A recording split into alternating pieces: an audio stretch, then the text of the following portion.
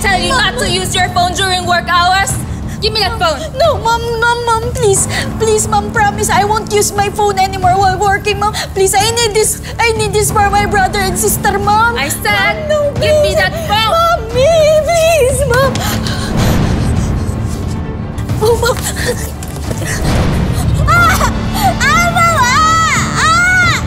Mom, please,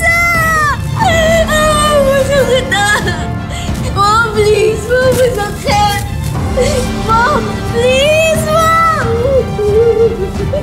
Mom, please!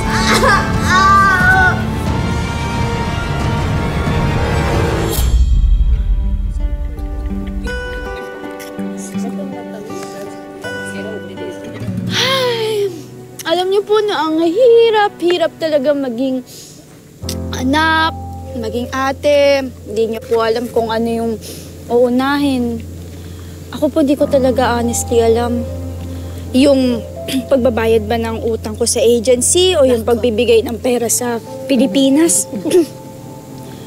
Alam niyo po, lagi po akong kinakabahan tuwing tumutunog yung cellphone ko eh. Kasi iniisip ko, ano na naman kaya yung pagkakagastusan ko. Ay nako, ganyan-ganyan din ako pagdating ko dito. Naparaming utang sa agency, sa mga kamag-anak, at gastos papunta dito. Bumilang ako ng taon bago ako nakabayad ng utang. At bumilang din ako ng taon bago nakaipon.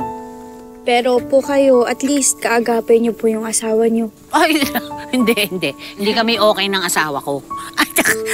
Kaya nga, ako munang nag-alaga kay Elaine hanggang 8 years old.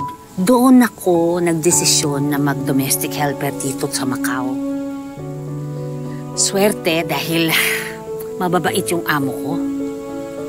Hinihintay ko na lang na gumraduate si Elaine ng engineering. 3 buwan na lang! Graduate na! Iba talaga to si Ate Gracia. Magkakaroon na ng engineer. Yes! Ate, sabihan mo si Elaine, kailangan karirin niya yung pagpasok agad sa opisina ng gobyerno, ha? Para dire-diretso yung pasok ng Gracia sa pamilya. Hoy! Hindi ko pinalaki ang anak ko maging korap. Pinalaki ko siya ng maayos. Ayaw mo nun, may kickback. Naman sa Pilipinas, di ba? Grabe, Mars. Ha? Sabihin mo na kung sino mga nangingi. Ay, naku! Hindi, ito, joke lang.